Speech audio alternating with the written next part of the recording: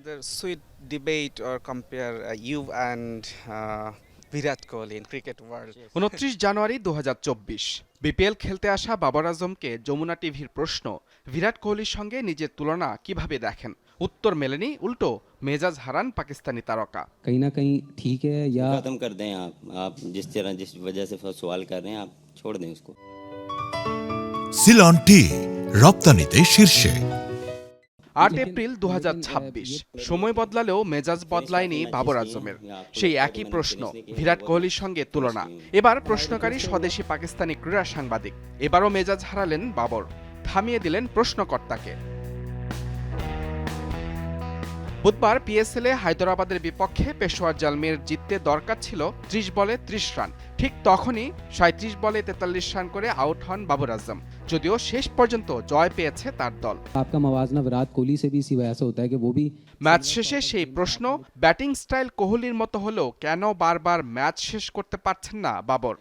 आप जिस वजह से सवाल প্রশ্ন শেষ না হতেই কিছুটা ক্ষোভের সুরে উত্তর দেন তিনি। বলেন, এসব বন্ধ করুন, নিজের কাছেই রাখুন, তুলনা বন্ধ করে সামনে এগিয়ে যান। একটু থেমে বাবর আবার বলেন, আমি অনেক ম্যাচ শেষ করে এসেছি, আপনার হয়তো সেটা মনে হয় না, কিন্তু আমি জানি কতগুলো ম্যাচ শেষ করে এসেছি। এরপর অবশ্য সুর নরম করেন পাকিস্তানি তারকা।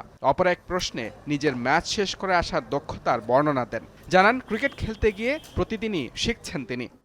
ফিনিশিংয়ের আসল কথা হলো ম্যাচের পরিস্থিতি, দলের কি চাই, রান রেট কত, পিচের পরিস্থিতি কিরকম, এরকম অনেক কিছুর উপর নির্ভর করে পরিকল্পনা তৈরি করা হয়। কখনো আপনার মনে হতেই পারে পিচ খুব সহজ, কিন্তু শট খেলতে পারবেন না বা ফিল্ডিংয়ের ফাঁক খুঁজে পাবেন না, চেষ্টা করেও রান করতে পারবেন না।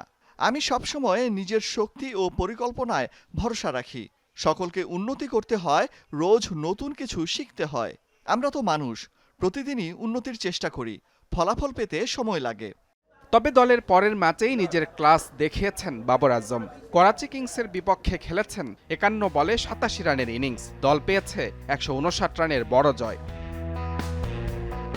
মুজরেবেন তারেক, যমুনা স্পোর্টস।